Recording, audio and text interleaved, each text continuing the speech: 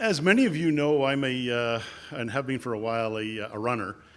So when the opportunity to introduce someone who's involved in running worldwide to our organization, I kind of jumped at the chance. Um, Jason has the dubious honor of also being a graduate of my alma mater. I don't think he knew, but I went to Guelph University as well, and he actually graduated in international development a number of years ago. But Jason's here to really talk to us a little bit about the journey he's had in his life. Jason's been blind since birth, but he has the outstanding reputation that he's participated in 5 Olympic Games, Paralympic Games, and is a 5-time medal winner. He participated in Rio, in London, where he won a silver and a bronze, in Beijing, where he won a bronze, in Athens, where he won a silver, and in Sydney, where he won a silver. He's what they consider a middle distance runner, so that's 1,500 and 5,000 meter running. But I think to have an opportunity to have a Paralympic athlete coming to speak to us today, I think is excellent. And I'd like you to welcome Jason Dunkerley.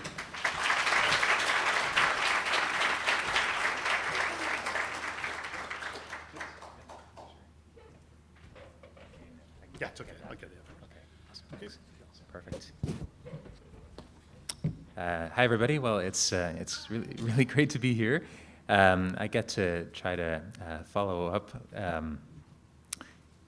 so many great speakers that we've listened to today.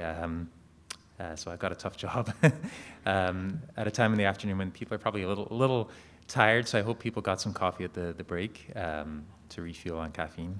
But I want to really say thank you for inviting me here today. This has been terrific, and like Kim, I'm sort of gate crashing the LHON party as well because I don't have LHON. I do have Leber's congenital amaurosis though, so I feel like I can say I'm part of the Leber's family. So as Alistair mentioned, I've been really fortunate. It's been really a privilege for me to be part of the national team for close to 20 years. I also want to say I'm going to speak mostly in English, mais si vous avez des questions que vous aimeriez poser en français, je serai bien content de répondre aux questions en français après la présentation, si vous voulez. So I recently just retired actually from competitive international track running. I retired in 2016 after the Rio Paralympics, running with my guide runner Josh. And then I came back. I kind of unretired and competed on the track in 2017 and a little bit sort of earlier this year. And then I kind of hit a point where I realized, I'm ready to re-retire for a second time. So, but I'm still running, still doing some running, and hope to run in some way or other forever because it's an amazing sport and it's really given me so much. And I've always been pretty close to sport. I grew up with 2 brothers. All 3 of us have Leber's congenital amaurosis. We actually grew up in Northern Ireland, and we were pretty crazy about sports.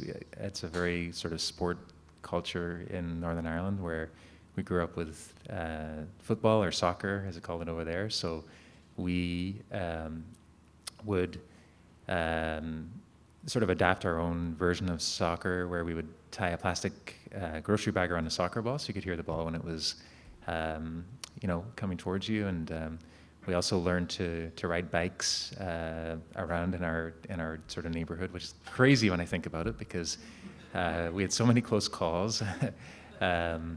But we, very fortunately for us, my parents, I think for lack of knowing any differently, they wanted us to be outside playing like any other kids, and so we had that experience and that exposure of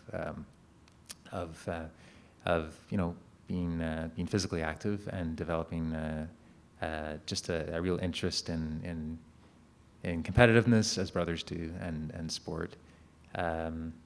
So we moved to Canada when I was about 13 in the early 1990s, and the three of us, my brothers and I, went to a school in Brantford, Ontario, for students who are blind or visually impaired.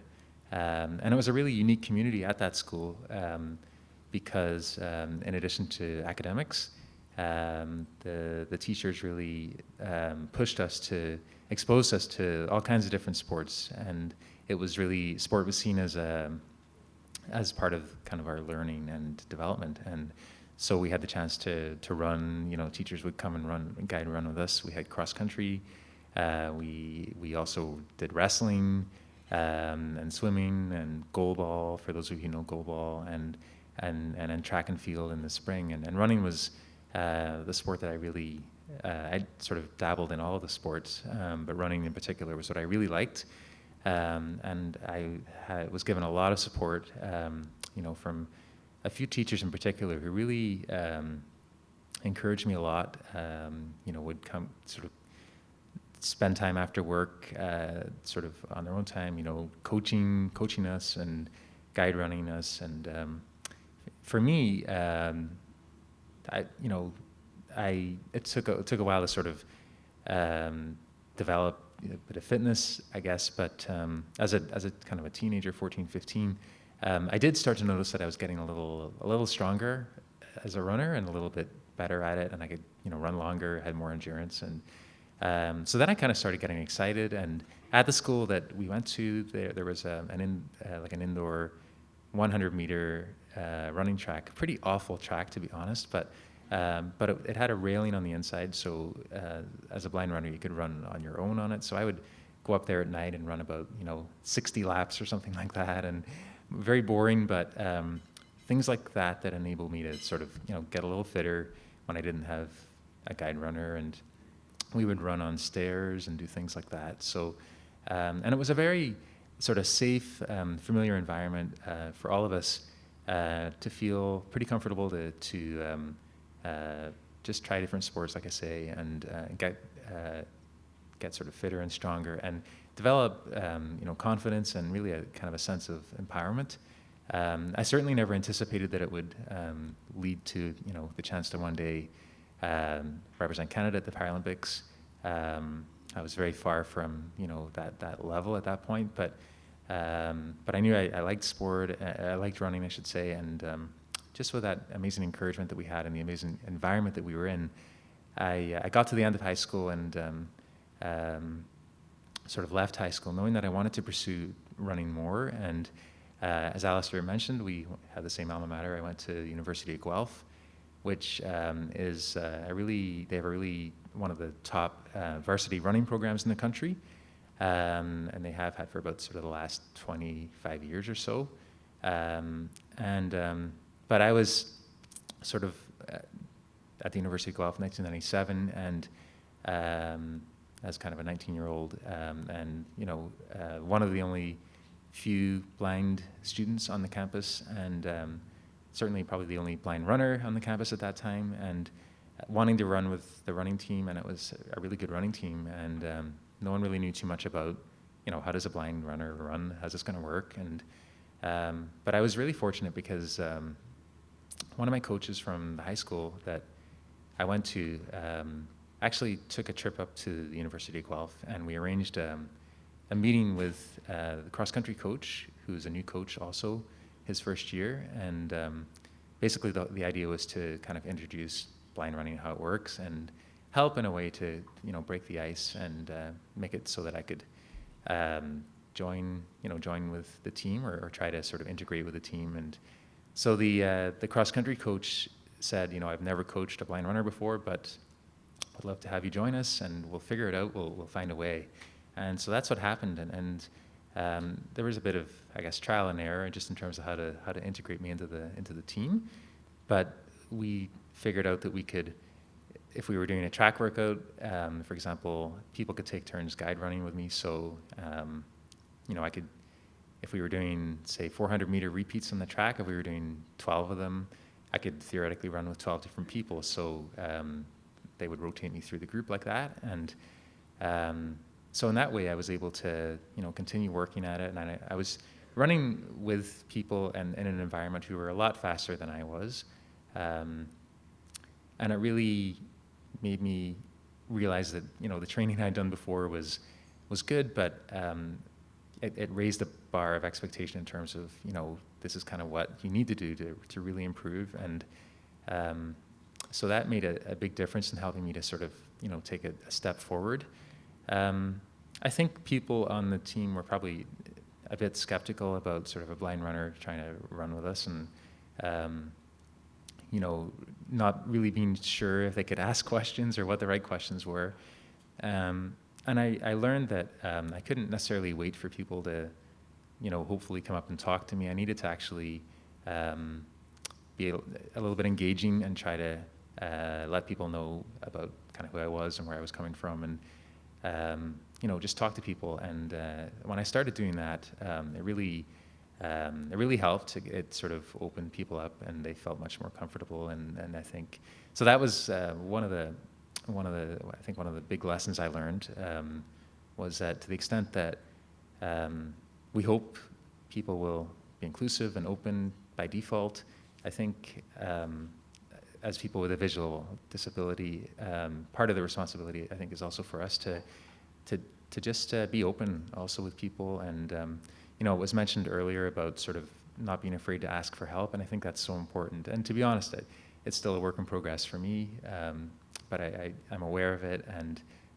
really just try to make a point to engage people where I can, and I think it helps to really create a level of real comfort for people, because a lot of people just don't know. They're just not sure, and they don't maybe have the words or the sense of how to help. They want to, but I think I came to realize there's a lot I can do to actually make it a bit easier for people to do that. So after my first year at the University of Guelph, I qualified for my first national team, para-athletics team, in 1998. And I've been really fortunate to have been part of the team up until earlier this year. And I took, like I say, a step back from competing, on the track. Running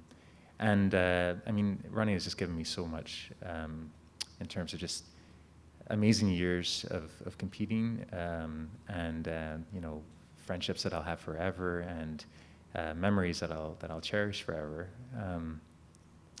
Quite apart from that, though, it's also really been a gateway to just so many amazing opportunities.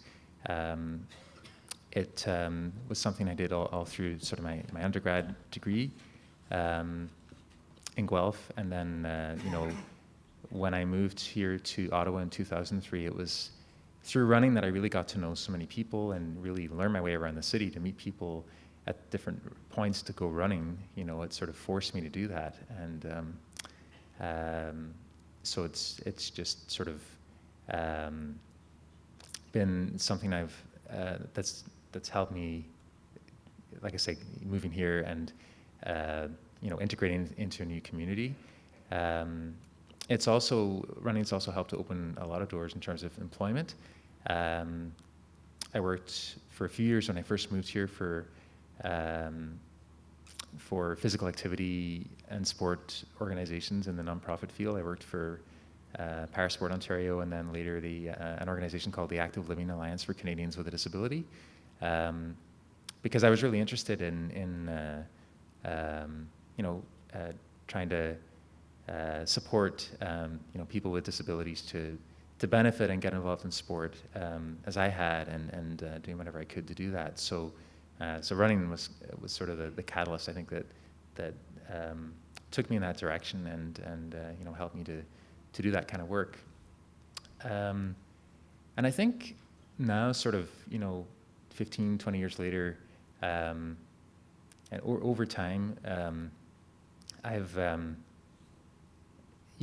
really sort of developed more of a desire and maybe a sense of responsibility also to try to just share a lot of the things that people have given me over time that have made it possible for me to just have the wonderful experiences that running has given me. So I'm involved with our Achilles Ottawa running chapter here, which has been we've been running as a club for about 8 years, since 2010, and the club is doing great. And it was mentioned earlier about Brian McLean with Achilles Canada, so we have our own, like I say, our Achilles club here in Ottawa as well. And I'm also starting to coach on the track with the Ottawa Lions, with our track and field club here too, just working with some high school and university athletes. And it's pretty amazing. It's a new thing for me, but just to be sort of on the other side of the fence, as it were. And I can relate in so many ways to what I'm hearing, the athletes talking about, and it just makes me think about a lot of the things I thought and felt at that time and over the years. So I really hope to offer any support and the best support I can in that capacity, because I think each of us in our own way does want to try to make a difference where we can, and use the tools that we have to make the world a better place, and I think create positivity and ripple effects to support other people with what we can, for sure. So in terms of lessons, I mean, running has taught me so much. It teaches you discipline. It teaches you about consistency, and just sort of running is a sport that you can't sort of come and go from. To do well, it's not really about sort of one or two amazing workouts. It's sort of the weekend, month in, month out, training through rain and shine, and that's really where I think you can improve. It's about being resilient as well. There are ebbs and flows. I mean, we deal with injuries, and I've had my fair share over the years. But just being able to sort of try to sort of hang in there by cross training. Sometimes you just need to take a break and take like a step back to take ultimately, hopefully, a few steps forward. And that's been my experience over the years that I've been running. Just sort of persevering through highs and lows, knowing that there'll be days when you feel great, and there'll be days when you're struggling. And I think it's sort of, I know for me, it's remembering the good feeling when you're feeling really good, that sometimes when you're really struggling, you're looking for that sort of elusive good feeling again. And it's what keeps you going, I think, and it's what we aspire for as runners. Running also teaches you about learning grace in victory, how to win, with class, and it also teaches you about dignity in defeat as well, and how to lose, I suppose, in the right way, or we don't always win. I think we win some and we lose some, and that's the case in sport, and it's the case in life as well. And I think there are in life things we can control and some things we can't. And it's interesting. At the Boston Marathon this year, I met a person actually with LHON who is from Tucson, Arizona, and we've been chatting a bit since. And one thing she said is that when she was affected by LHON, she realized she had two choices. One was to sort of go into her shell, and the other was to rise to the challenge, and that's what she did. And running was one of the ways that she has done that. And so that sort of glass half full mentality, I think, and just really the attitude of how we choose to sort of approach situations, I think is really poignant. I want to tell a story from my first Paralympic experience in Sydney, Australia in 2000. It was a pretty overwhelming time for me, and the realization of something I dreamt about and really hadn't envisioned as being a realistic possibility until maybe a couple of years before. But my guide runner and I, qualified to be part of the Canadian para-athletics team for Sydney, and all of a sudden we were in this incredible situation of, you know, traveling to Australia and being kind of in the, I guess, the limelight in a sense.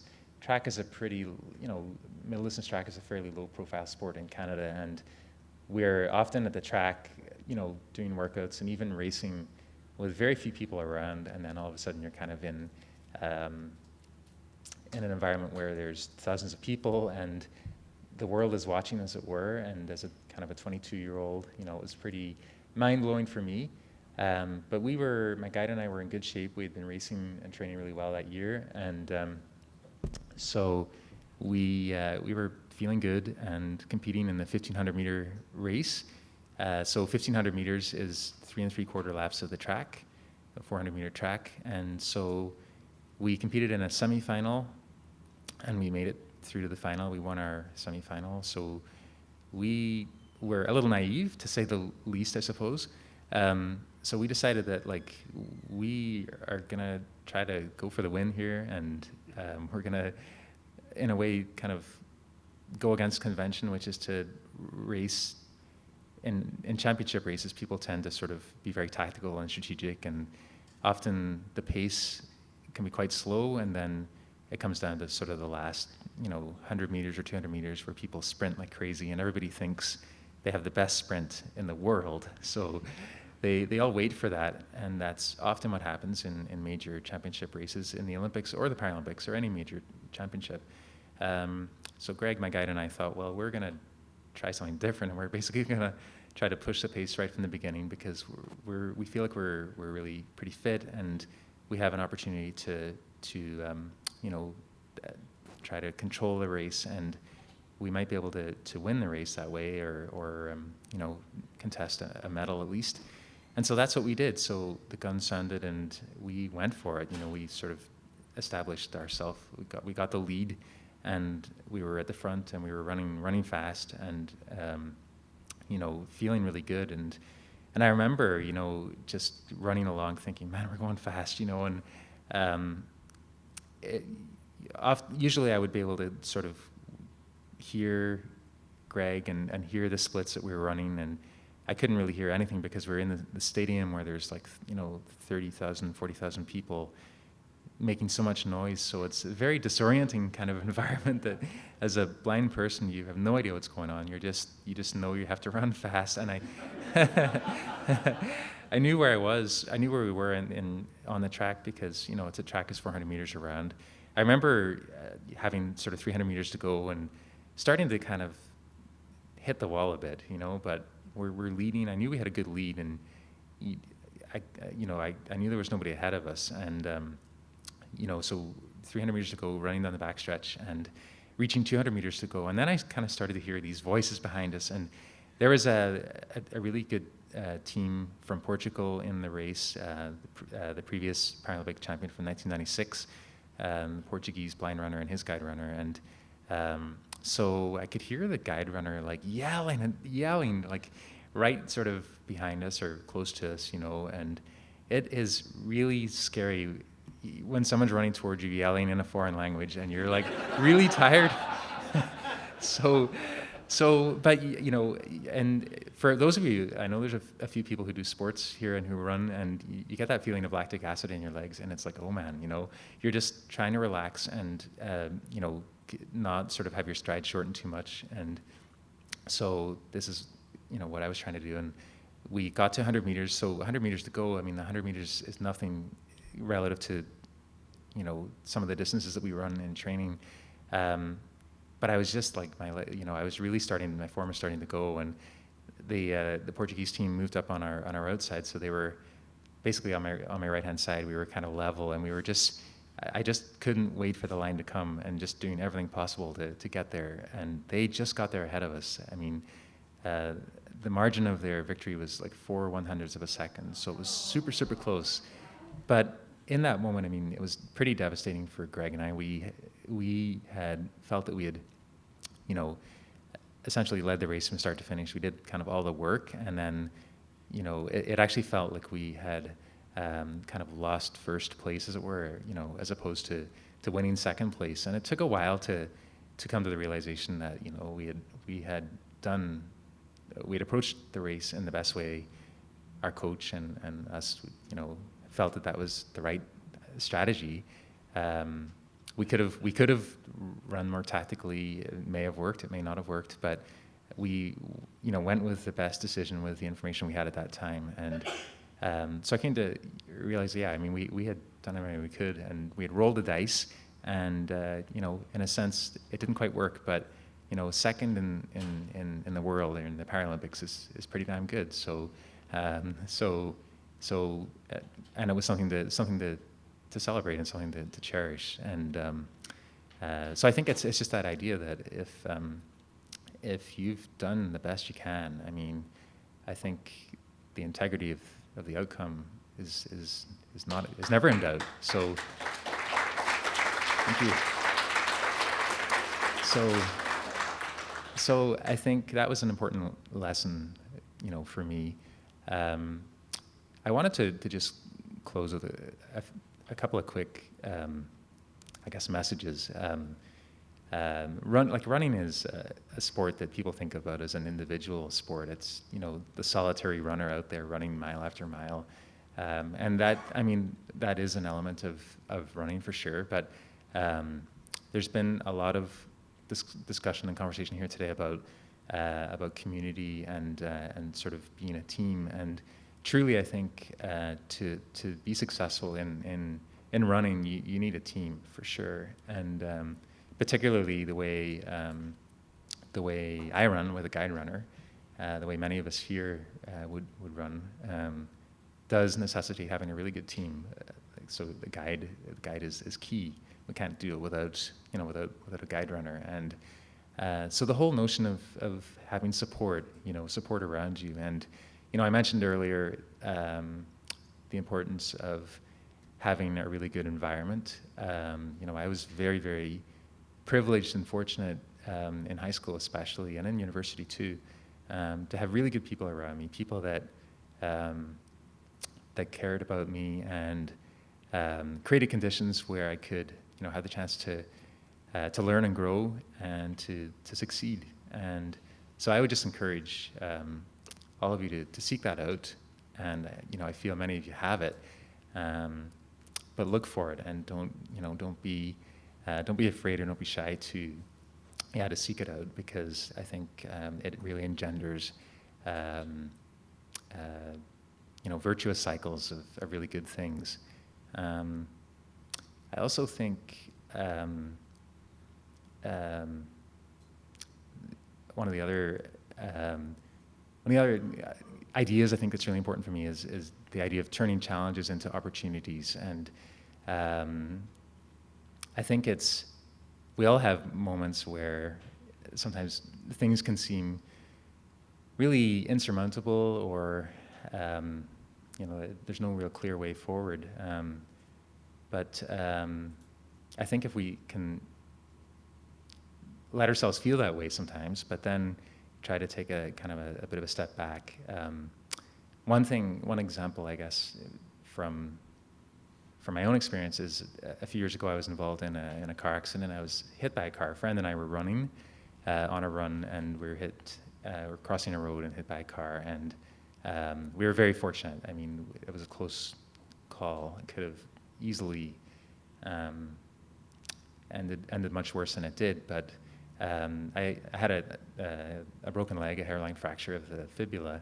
So I was out of running for about 8 weeks or so, completely out, wearing a cast and, not moving around too much. But I remember after a couple of weeks thinking, okay, I can't run, but I can at least walk a bit and, kind of start to put a little bit of weight on it, on my leg. And, they told me to do that. And so I remember it was really hard to use crutches and use a cane. That doesn't work too well, but I lived in an apartment at the time, and I remember getting this idea that, okay, I'm going to go out and walk around in the hallway, and I think it was close to 11 o'clock at night, so just kind of walking up and down the hallway, I forget how many times, but I remember a neighbor came out and kind of gave me hell for making so much noise, because I think I was crashing into the walls and whatnot, but it was like those little, it felt like a little victory, because, did a little bit of walking, and then I kept adding on to the distance that I was doing every day. And then after the 8 weeks, I was able to do my first run, and I think I started off with like 4 minutes of running every kind of second day at first, and gradually, increased it up to 5 minutes, 6 minutes, 8 minutes, 10 minutes, 12 minutes, 15 minutes. And when I could run for 15 minutes, then I was able to do kind of the warm up of like a track workout. So I would go to the track and warm up with the group that we had. And on the days in between, because I would do it every second day, I'd ride the stationary bike. And I just remember thinking, okay, I can't really train in any, like the way I would normally train, but I can do a lot of stationary bike riding on these days in between. I got up to riding the stationary bike for 2 hours, which is really boring. But I just remember thinking, this is going to help me to actually build up some fitness. And it just, it was a way I felt like I was sort of accomplishing something. And so I think the point is that, we are sometimes sort of confronted by challenges, but it's sort of looking at ways we can try to maybe move forward, maybe not in the way we want to, but just looking for little successes. And I think the accident and the process of rehabbing and coming back from that really forced me to think a lot about that, and just sort of approach sort of fitness and running and training from a different angle. And ultimately, I had a lot of really great support as well from my family and friends, and from some really careful coaching as well. But it did lead to me coming back, making a full comeback. And the following year was actually one of my best years in running. And I think I sort of had this sense that I really need to make the best of this, having sort of come back. And so I was able to, fortunately, make a full comeback and have a really great year. Sort of, I guess it was kind of the second year after, so 2 years later. One of the best years I had. The last thing I just wanted to say was, don't give up. I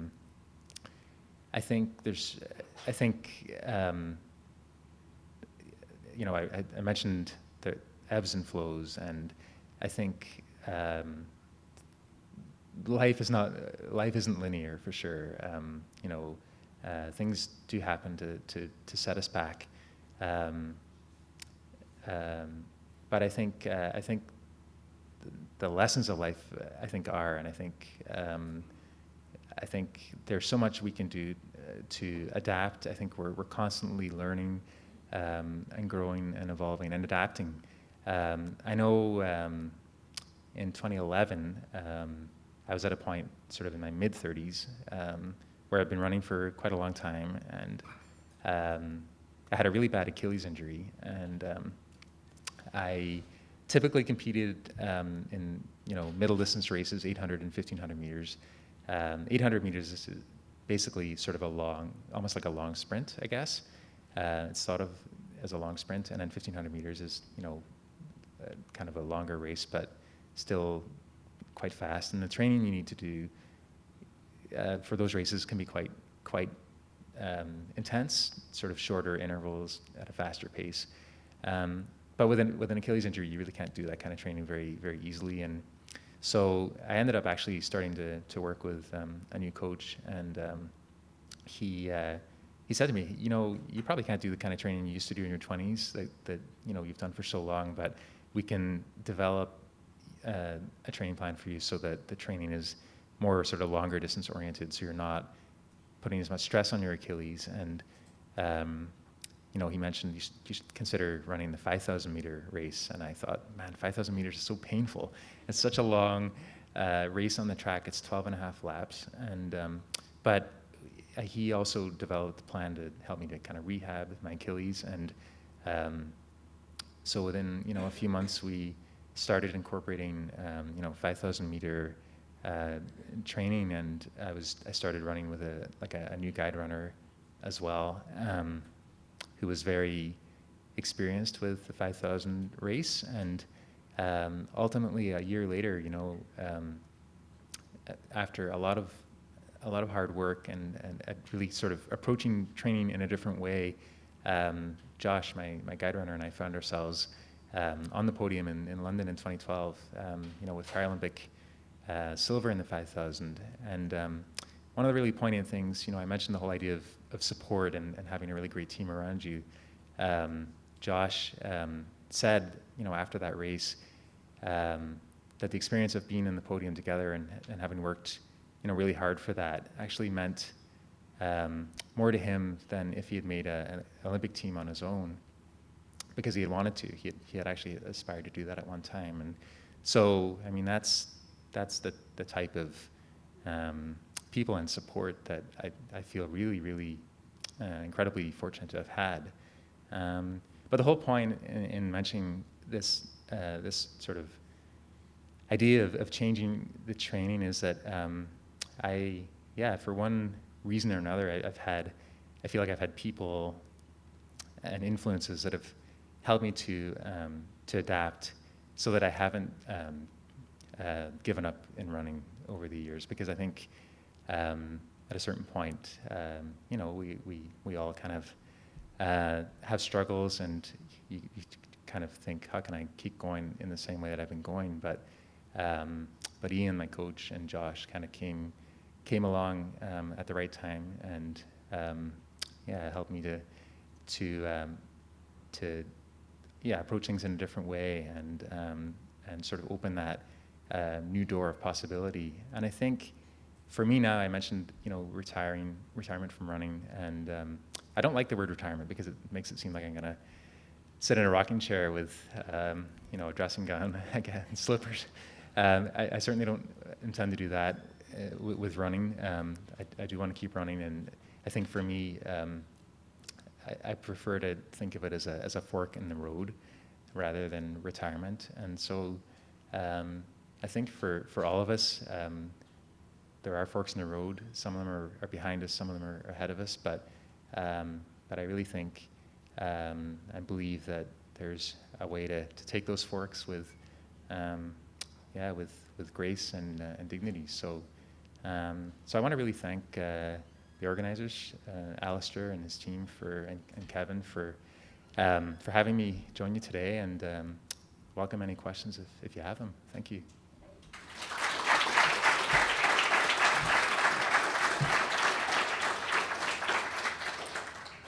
Before Jason sits down, I just wanted to, we've got a bit of a retirement theme going here. But Jason's idea of retiring is, he mentioned briefly that he did Boston earlier this year. Yeah, he didn't happen to mention that he finished third overall in a disabled athletes. So we should all be so lucky to retire like that. So Jason, thank you, my friend. Thank you. Very Thanks. good. Thanks. Good. Thanks. Okay.